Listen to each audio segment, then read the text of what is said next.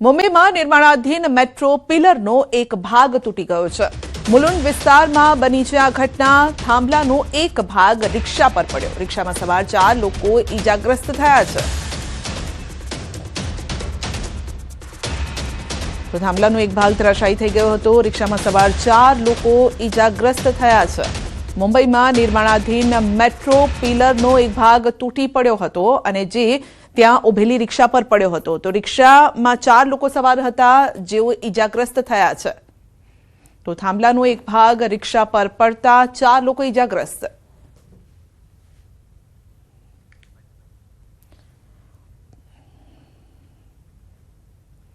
અમદાવાદમાં અટવામાં રફતારના રાક્ષસો બેફામ બન્યા છે. પૂરપાટ ઝડપે આવતી કારે સર્જ્યો અકસ્માત. સ્ટીયરિંગ પરથી કાબુ ગુમાવતા કાર ઝાડ સાથે અથડાઈ હતી. અકસ્માતમાં ગાંધીનગરના 24 વર્ષના યુવકનું મોત થયું છે. યુવક બારેજડી તરફ જઈ રહ્યો હોવાનું સામે આવ્યું છે. અકસ્માતની ઘટના સીસીટીવીમાં કેદ થઈ છે. જામનગરના ધ્રોલ નજીક અકસ્માત સર્જાયો હતો. જાયવા બસ સ્ટેન્ડ પાસે ધડાકાભેર પંચરની દુકાનમાં ટેમ્પો ઘૂસી જતા અફરાતફરી મચી ગઈ. અકસ્માતની ઘટના સીસીટીવીમાં કેદ થઈ છે. સ્ટીયરિંગ પરથી કાબુ ગુમાવતા અકસ્માત સર્જાયો. અકસ્માતમાં ડ્રાઈવરને સામાન્ય ઈજા પણ પહોંચી છે.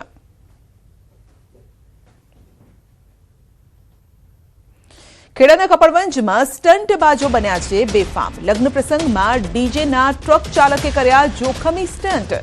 ટ્રક ચાલકના ખતરનાક સ્ટંટનો વિડીયો વાયરલ થઈ રહ્યો છે. જોખમી સ્ટંટ કરી ટ્રાફિક નિયમોના ધજાગરા ઉડાડ્યા.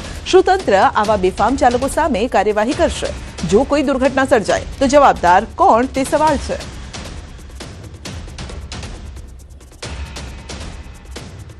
વડોદરામાં થાર અકસ્માત મામલે નિવેદન. ડીસીપી મંજીતા વણઝારાનું નિવેદન છે. 3 યુવતી થારમાં લગ્ન પ્રસંગમાંથી ઘરે જઈ રહી હતી. 19 વર્ષીય યુવતીની ધરપકડ કરાઈ છે. ડીસીપીનું કહેવું છે કારમાં અન્ય 2 યુવતીઓ પણ સવાર હતી. થાર ગાડી ઓવર સ્પીડમાં હતી કે નહીં તે અંગે તપાસ ચાલી રહી છે. તો ચાલક યુવતીએ નશો કર્યો હતો કે નહીં તે અંગે મેડિકલ ચેકઅપ કરાયું છે. રિપોર્ટ આવ્યા બાદ વધુ તપાસ કરવામાં આવશે. તો અટલાદરામાં થયેલા અકસ્માતના સીસીટીવી પણ સામે આવ્યા. થાર ચાલક યુવતીએ એક્ટિવા આવતો હોવા છતાં બ્રેક લગાવવાની તસદી પણ ન લીધી. યુટર્ન લઈ રહેલા એક્ટિવા ચાલકને થારની ટક્કર વાગતા એક્ટિવા ચાલક રોડ પર ઘસડાયો. કાર ઓવર સ્પીડમાં હોવાથી કાબુ ગુમાવતા અકસ્માત સર્જાયો હતો.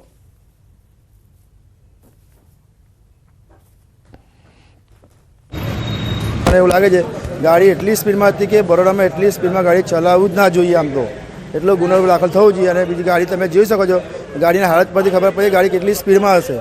આજે 2 ગાડીને એટલો કચુંબર થઈ ગયો છે કે ન જોવી છે એવી વાત થઈ ગઈ છે.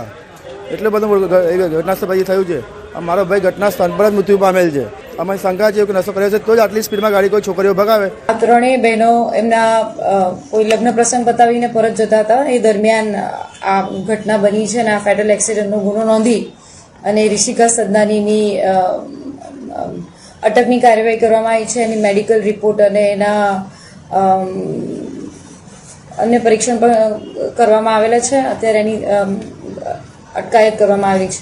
વડોદરા શહેરમાં ફરી એક વખત રફતારનો કહેર વર્તાયો છે. અને જો વડોદરા શહેરની વાત કરીએ તો રોજે રોજ વડોદરા શહેરમાં અકસ્માત થાય છે અને મોટી સંખ્યામાં લોકો જે છે તે પોતાના જીવ ગુમાવે છે. ત્યારે ગઈકાલે પણ આવો જ એક અકસ્માત વડોદરા શહેરના સન ફાર્મા રોડ પર થયો અને આ દ્રશ્યો છે તે જોઈ શકાય છે. આ જે થાર ગાડી છે તે અટલાદરા પોલીસ દ્વારા અત્યારે જપ્ત કરવામાં આવી છે. એક મહિલા જે છે પૂરપાટ ઝડપે આ ગાડી લઈને પસાર થઈ રહી હતી અને દરમિયાન એક જવાન જે યુવક છે તેને અડફેટમાં લીધો હતો અને યુવકનું ઘટના સ્થળે જ મોત નીપજ્યું હતું. મહત્વની વાત છે કે યુવક જે છે તે ફૂડ ડિલિવરી બોય તરીકે કામ કરતો હતો અને ગઈકાલે તેનો કામનો પહેલો દિવસ હતો. જે દિવસે તે રોજગારી મેળવવા માટે ઘરની બહાર નીકળ્યો એ જ દિવસે તેને કાર્ડ ભરખી ગયો. ત્યારે જે સ્થાનિક લોકો છે તેમની અંદર ભારે રોષ જોવા મળ્યો હતો અને સ્થાનિક લોકોએ જે મહિલા કાર ચાલક જે છે તે નશાની હાલતમાં હોવાનો આક્ષેપ જે છે તે કર્યો હતો. પોલીસ તાત્કાલિક ઘટના સ્થળે પહોંચી હતી અને ત્યારબાદ મહિલા સામે અટકાયતી પગલાં જે છે તે પોલીસ દ્વારા લેવામાં આવ્યા છે. આ ગાડી જે છે તે જપ્ત કરવામાં આવી છે. હવે મહિલાએ નશો કર્યો હતો કે કેમ તે દિશામાં પોલીસ જે છે તે તપાસ કરી રહી છે. હોસ્પિટલમાં તેને લઈ જવામાં આવશે. ત્યારબાદ તેનું મેડિકલ પરીક્ષણ જે છે તે કરવામાં આવશે. એટલે ટૂંકમાં કહીએ તો વડોદરા શહેરમાં અકસ્માતની વંજાર એ રીતે વરસી રહી છે કે નિર્દોષ લોકો જે છે તે પોતાનો જીવ ગુમાવી રહ્યા છે, ત્યારે અત્યારે જે અકસ્માત થયો છે તેમાં એક મહિલાની અટકાયત કરવામાં આવી છે અને તેના વિરુદ્ધ અટલાદરા પોલીસે કાયદેસરની કાર્યવાહી શરૂ કરી છે. હાર્દિક દીક્ષિત, ન્યૂઝ 18 ગુજરાતી, વડોદરા. આપના ઇટાલિયા અને ઈસુદાનને લઈને મોટો દાવો કરવામાં આવ્યો છે. રાજુ કરપડા પછી હવે ઈસુદાનનો વારો હોવાનો દાવો કરાયો છે. અમરેલી કોંગ્રેસ પ્રમુખ દુધાતે કર્યો છે મોટો દાવો. પ્રતાપ દુધાતના નિવેદનથી ખળભળાટ મચી ગયો છે. આપમાં ઝાડુ મારીને ભાજપમાં જશે ઇટાલિયા. રાજુ કરપડા જેવા હાલ ઈસુદાનના થશે અને છેલ્લે આપને ઝાડુ મારી ઇટાલિયા ભાજપમાં જશે.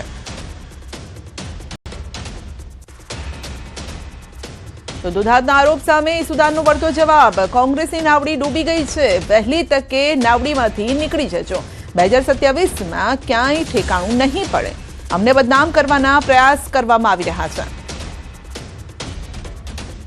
ગુજરાતની જનતાને આજની તારીખ, આજનો સમય લખી લેવા વિનંતી કરું છું કે જે રાજુભાઈ કરપડાના હાલ થયા છે, વિસાવદરની ઇલેક્શન વખતે રાજુભાઈ મજા આવે એવા નિવેદન કરતા હતા, પણ વર્તમાન રાજકીય પરિસ્થિતિ જોતા ઈશુદાનભાઈના પણ હાલ થવાના છે. ટૂંક સમયમાં હવે પછીનો ભોગ ઈશુદાનભાઈનો લેવાનો છે અને ગોપાલભાઈ ઇટાલિયા આમ આદમી પાર્ટી મુક્ત કરી અને પોતે પણ ઝાડુ મારીને ભારતીય જનતા પાર્ટીમાં જવાના છે. જનતાને સમજવાની જરૂરિયાત છે. ધન્યવાદ. કોંગ્રેસ ઓલરેડી પતી ચૂકી છે. કોંગ્રેસના નેતાઓને પણ મારી વિનંતી છે કે વહેલા તકે નાવડી તમારી ડૂબી ગઈ છે, નાવડીમાંથી નીકળી જજો, નહીં તો પછી 2027માં ક્યાંય ઠેકાણું નહીં પડે ને. 2027માં આમ આદમી પાર્ટી ખેડૂતોની પાર્ટી, ગરીબો, વંચિતોની, શોષિતોની પાર્ટી. અમે તો માત્ર ને માત્ર વ્યવસ્થામાં બેઠા છીએ. અમે કોઈ એમ નથી કહેતા કે અમે સર્વે સર્વા છે, અમે મુખ્યમંત્રીના દીકરા નથી. કોંગ્રેસમાં બધા બેઠા છે, મુખ્યમંત્રીના દીકરાઓ છે. જે કોંગ્રેસના મુખ્યમંત્રીના એના બાપોએ ખેડૂતો પર અત્યાચાર કરેલા છે. અમે સામાન્ય પરિવારમાંથી આવીએ છીએ, અમે લડીએ છીએ. અમારો ડિમોરલાઇઝ કોઈ ના કરે, ડિમોરલાઇઝ ના કરે અમને. અમે લડીએ છીએ અને મજબૂતાઈથી લડવાના છીએ. ખેડૂતો, ગરીબો, વંચિતો, શોષિતો માટે અવાજ ઉઠાવવાના છીએ. અને આમ આદમી પાર્ટીમાં જે લોકો છે એ સામાન્ય પરિવારમાંથી આવીએ છીએ, અમે સામાન્ય જ્ઞાતિમાંથી આવીએ છીએ, અમે સામાન્ય લોકોમાંથી, ખેડૂત પરિવારમાંથી આવીએ છીએ. એટલે અમને આ લોકો બદનામ કરવાની કોશિશ કરે છે.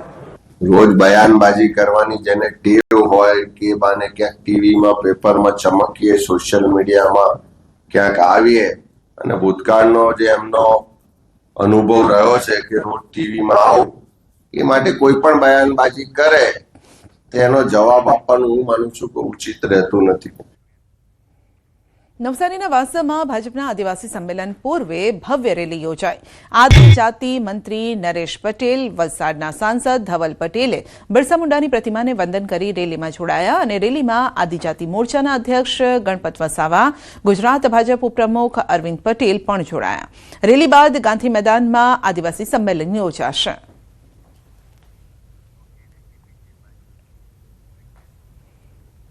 હિંમતનગરમાં પુલવામા આતંકી હુમલામાં શહીદ થયેલા જવાનોને શ્રદ્ધાંજલિ આપવા જનજાગૃતિ રેલી યોજવામાં આવી. રેલીમાં સાબરકાંઠા સહિત અન્ય જિલ્લાઓમાંથી આવેલા જવાનોના પરિવારો અને મહિલાઓએ શહીદ જવાનોની તસવીરો હાથમાં રાખી શ્રદ્ધાંજલિ અર્પી, જેમાં પેરામિલિટરી સંગઠનના સભ્યો, નિવૃત્ત આર્મી જવાનો પણ જોડાયા. તેમજ શહીદ જવાનોને યોગ્ય દરજ્જો અને તેમના પરિવારોને પેન્શન, અન્ય સુવિધા આપવામાં આવે તેવી માંગ કરાઈ.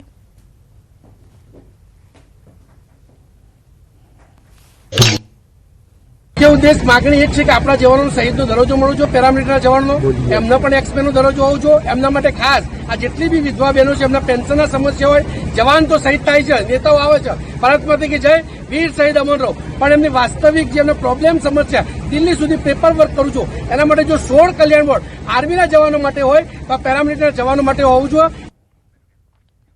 14 ફેબ્રુઆરી વેલેન્ટાઇન્સ ડે, જેની ઉજવણી થઈ રહી છે. બીજી તરફ વાપીની જ્ઞાનગંગા શાળામાં વેલેન્ટાઇન્સ ડેની ઉજવણીના બદલે માતૃ પિતૃ પૂજન દિવસ તરીકે તેને ઉજવવામાં આવ્યો. વેલેન્ટાઇન્સ ડે એટલે પ્રેમીઓનો દિવસ નહીં, પરંતુ માતા પિતાને પૂજવાનો દિવસ. આ રીતે ઉજવણી કરવામાં આવી અને બાળકોને પ્રેરણા અપાઈ.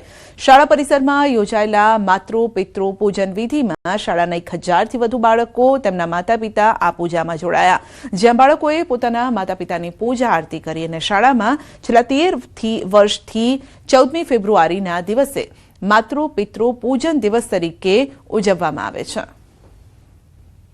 અમારી શાળામાં માતા પિતાને બોલાવે છે, તેમની પૂજા કરે છે અને માતૃપિતૃ દિવસ દર વર્ષે મનાવે છે, એમના આશીર્વાદ લે છે. આજના બાળકો પાશ્ચાત્ય સંસ્કૃતિને સ્વીકારે છે, પણ આપણી ભારતીય સંસ્કૃતિ પ્રમાણે નાના બાળકોને આપણી સંસ્કૃતિ શું છે એ અમારી શાળા શીખવાડે છે.